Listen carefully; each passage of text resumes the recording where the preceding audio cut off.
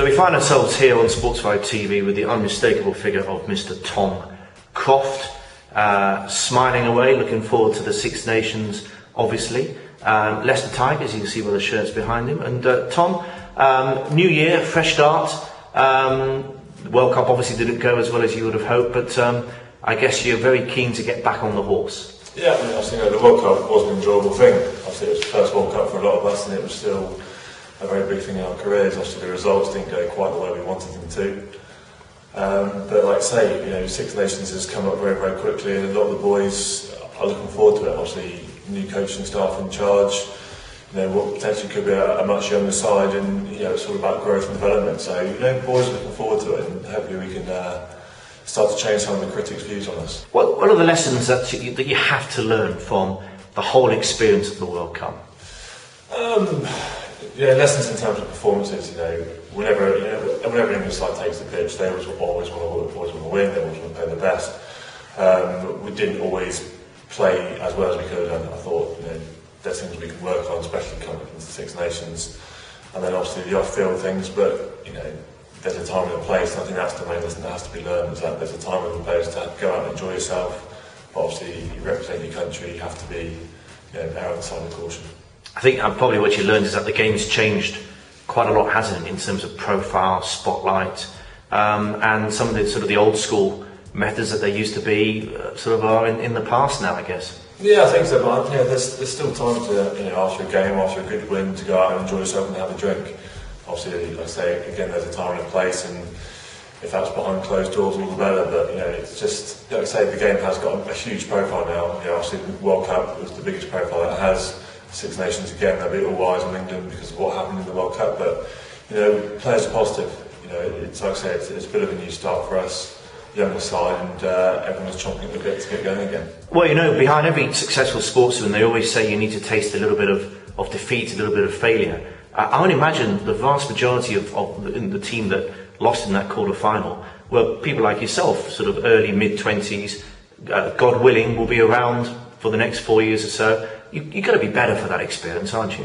Yeah, I think it's good to experience those sort of defeats and experience the emotions which come after it. And I think the players that did experience that, especially around my sort of age and younger, will actually learn from that when it comes to bigger games again. You don't want to experience that again, so you perhaps change your weekly schedule or how you prepare, or just how to get your head around those sort of things. For a lot of us, it was our first quarter-final, absolutely huge game, and that's been one of the biggest games some boys have played. So it's a good learning curve. It was a painful one, but hopefully it will put us in good stead in the future. Now, you know better than anybody the talent that there is, both behind you and also with you at the moment. I just touched upon the fact that so many people like Dan Cole and Ben Foden and Ben Youngs and Chris Ashton, and the list is long, and Manu, Toby Flood.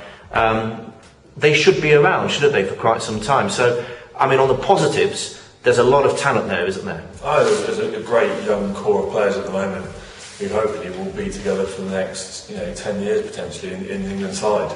That's a great thing. It's something obviously has to build now. You may not have the success early on, but especially come 4 years' time for the next World Cup, that team would have grown.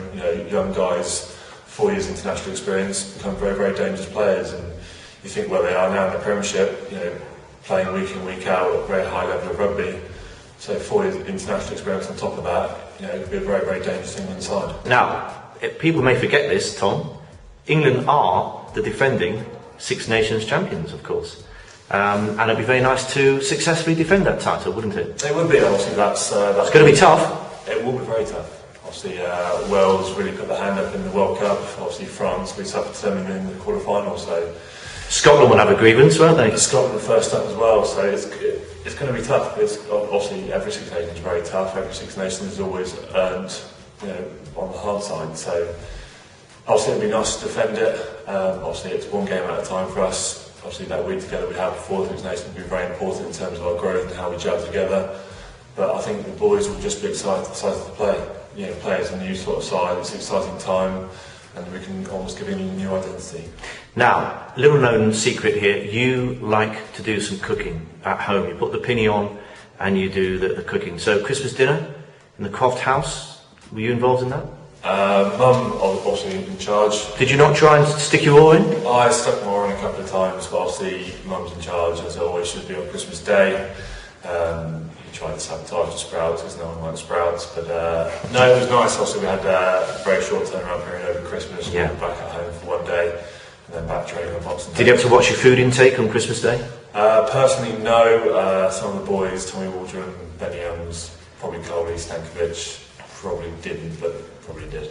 You mentioned Youngsy. Now, you don't live with him anymore, do you? I don't. He's flown the nest. Yeah. What happened with that beautiful relationship that you had? Because you used to sort of cook for him most nights, didn't you? And I'm not sure whether he had a candle lit over dinner, but it was quite romantic, wasn't it? Yeah, I would cook for him.